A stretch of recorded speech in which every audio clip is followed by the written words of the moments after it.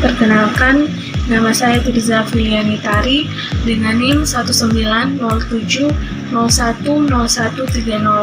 Pada video ini, saya akan menjelaskan tentang penyakit taeniasis untuk memenuhi mata kuliah ilmu penyakit tropis. Topik yang akan saya bahas pada penyakit taeniasis ini yaitu definisi taeniasis, etiologi, siklus hidup dan karakteristik agent, tanda dan gejala, klasifikasi, patofisiologi, data epidemiologi, faktor risiko, dan upaya pencegahan dan pengendalian taeniasis. Yang pertama yaitu definisi taeniasis. Taeniasis atau penyakit cacing pita adalah infeksi parasit pada manusia, dalam hal ini cacing pita dewasa yang tergolong dalam genus Taenia. Penyakit ini memiliki 3 spesies cacing pita dewasa, yaitu Taenia saginata pada sapi, Taenia solium pada babi, dan Taenia asiatica dengan manusia adalah satu-satunya yang definitif bagi Taenia solium dan Taenia saginata. Selanjutnya yaitu etiologi taeniasis. Pada etiologi taeniasis saya bagikan menjadi 2, yaitu yang pertama Taenia saginata. Taenia saginata merupakan jenis cacing pita yang ditemukan pada daging sapi mentah atau tidak matang, dengan panjang cacing ini dapat mencapai 8 meter dengan jumlah proglotid mencapai 1-2000 buah. Proglotid pada Taenia saginata memiliki 15-30 cabang, dan pada bagian skoleks terdapat 4 buah penghisap yang berfungsi untuk melekatkan cacing dengan jejenom. Telur yang keluar bersama feses ini dapat hidup selama berbulan-bulan atau bertahun-tahun di lingkungan. Dengan telur yang termakan oleh sapi akan pecah dan menginfeksi dinding saluran intestinal dan masuk ke otot. Kemudian saat sampai di otot, telur akan berubah menjadi larva Cystosircus yang dapat menginfeksi manusia. Etiologi taeniasis yang kedua yaitu Taenia solium. Taenia solium merupakan jenis cacing pita yang terdapat pada daging babi, di mana babi berperan sebagai penjamu perantara, sedangkan manusia dapat berperan sebagai penjamu sementara atau definitif. Panjang cacing ini dapat mencapai 3 meter dengan proglotid mencapai 1000 buah. Telur dan proglotid yang mengandung telur akan keluar bersama dengan feses. Kemudian telur dapat bertahan hingga beberapa bulan. Ketika telur tertelan oleh hewan, maka larva yang berada dalam telur akan keluar dan menembus dinding intestinal dan menetap di berbagai jaringan. Ketika larva tertelan oleh manusia yang mengonsumsi daging babi tersebut yang tidak matang, maka larva akan tinggal di saluran intestinal sampai menjadi cacing dewasa. Selanjutnya yaitu siklus hidup dan karakteristik agen taeniasis. Untuk siklus hidup ini, Taenia solium dan Taenia saginata memiliki siklus hidup yang sama, hanya berbeda pada hospes intermediatnya saja, yaitu sapi ataupun babi. Yang pertama, proglotid yang matang atau proglotid grafit keluar bersama tinja atau bergerak aktif menuju anus. Lalu cabang-cabang uterus anterior pecah dan telur keluar melalui pinggiran anterior. Jika telur termakan hospes intermediate di dalam usus, embriofor terdesintegrasi oleh asam lambung. Lalu hexakan embrio meninggalkan kulit telur dan menembus dinding usus bersama limfe atau darah berbagai organ dalam. Lalu tumbuh menjadi Cysticercus cellulosa atau cacing gelembung, di mana di dalamnya terdapat skoleks yang sering mengalami invaginasi. Bila Cysticercus hidup di telan manusia, maka oleh enzim-enzim pencernaan, Cysticercus akan dibebaskan. Skoleks lalu mengadakan evaginasi dan menempel pada mukosa jejenom. Lalu tumbuh menjadi cacing dewasa dalam 3 bulan. Cacing dewasa ini dapat hidup lebih dari 25 tahun. Selanjutnya yaitu karakteristik Taenia solium dan Taenia saginata. Yang pertama, untuk karakteristik Taenia solium, cacing dewasanya mempunyai panjang 2-4 meter dan kadang sampai 8 meter dengan terdiri dari skoleks, leher, dan strobila, di mana skoleks dilengkapi dengan 2 baris kait.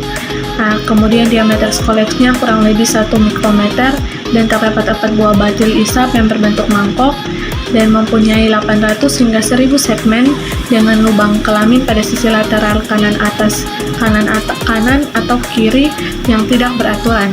Kemudian uterus grafitnya mempunyai cabang lateral yang mengandung 30-50 butir telur dan ovarium terdiri atas 2 lobus lateral dan 1 lobus kecil.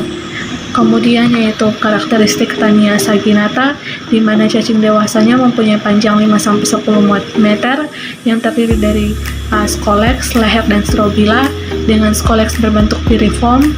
Lalu strobilanya terdiri dari 1000 sampai 2000 proklotid atau segmen, di mana makin ke distal proklotid semakin matang dengan proklotid grafit berukuran 16 sampai 20 kali 5 sampai 7 mikrometer dengan lubang uterus berjumlah 15 sampai 20 buah tiap sisi, di mana uterus grafit ini mengandung 80.000 sampai 100.000 telur. Dan lubang kelamin atau porus genitalis terletak di sebelah lateral dan letaknya berselang-seling di kanan dan kiri dan juga tidak beraturan. Kemudian kita akan masuk pada tanda dan gejala dari taniasis. Di sini saya membedakannya menjadi 2, yaitu gejala klinis dan gejala berat. Pada gejala klinis dapat timbul sebagai akibat dari iritasi mukosa usus atau toksin yang dihasilkan oleh cacing, dengan gejala diantaranya yaitu tidak enak pada lambung, mual, badan lemah, berat badan menurun, serta nafsu makan menurun. Kemudian gejala tersebut dapat disertai dengan ditemukannya proklotid cacing yang bergerak-gerak lewat dubur bersama atau tanpa tinja, sehingga secara psikologis penderita dapat merasa cemas dan gelisah.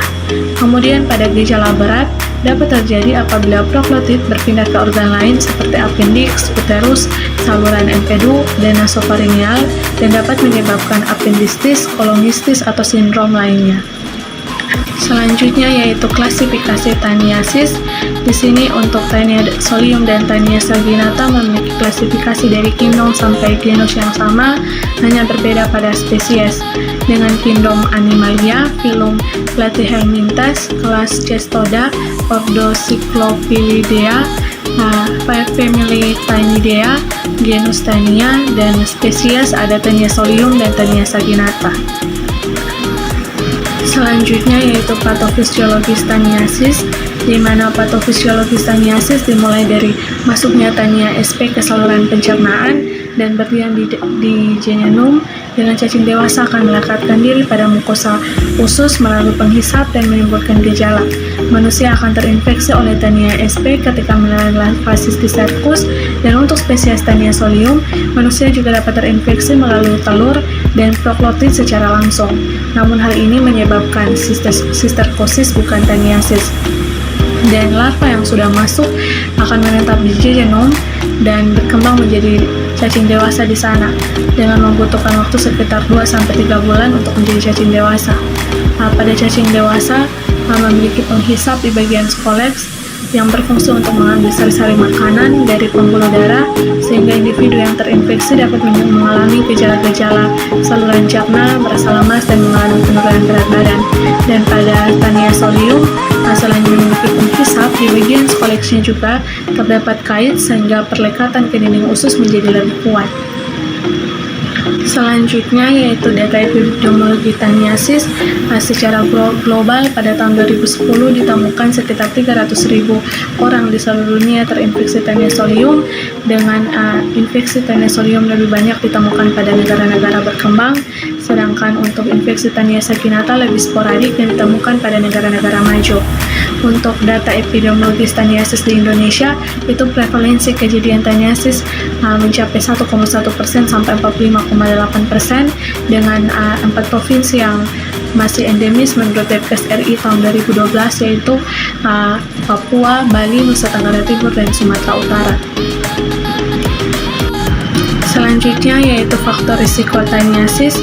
Di sini terdapat 6 faktor risiko, yaitu yang pertama kebersihan buruk, kemudian yang kedua mengonsumsi daging mentah atau kurang matang, yang ketiga kontak dengan kotoran hewan, yang keempat berpergian ke negara-negara berkembang di mana sanitasinya buruk, kemudian yang kelima mengidap kondisi medis tertentu seperti AIDS dan HIV, diabetes, penerima transplantasi organ sehingga melemahkan sistem kekebalan tubuh, dan yang terakhir yaitu hidup di kawasan endemis taniasis. Yang terakhir yaitu upaya pencegahan dan pengendalian taniasis. Yang pertama yaitu pencegahan taniasis pada hewan, yaitu hewan ternak dilarang kontak langsung dengan jamban dan kotoran manusia. Kemudian pada kucing dan anjing dapat ditekan dengan melarang hewan tersebut memakan hewan pengerat atau rondan atau induk semang perantara. Kemudian pada hewan dilakukan pemeriksaan daging oleh dokter hewan atau mantri hewan di rumah potong hewan.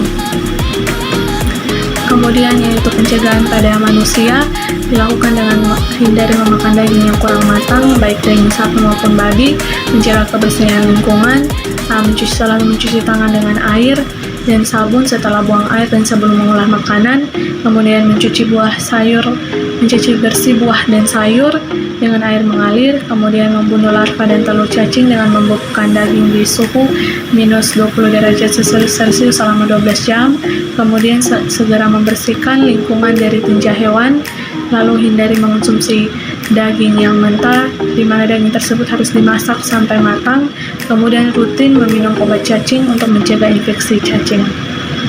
Kemudian untuk pengobatan taniasis pada hewan bisa dilakukan dengan pemberian obat cacing praziquantel, espiprental, mebendazole, febantel, dan fenbendazole. Kemudian pada manusia dengan pemberian obat cacing praziquantel, niclosamide, buclosamide, atau mebendazole untuk membunuh cacing dewasa dalam usus. Sekian materi yang dapat saya jelaskan. Terima kasih.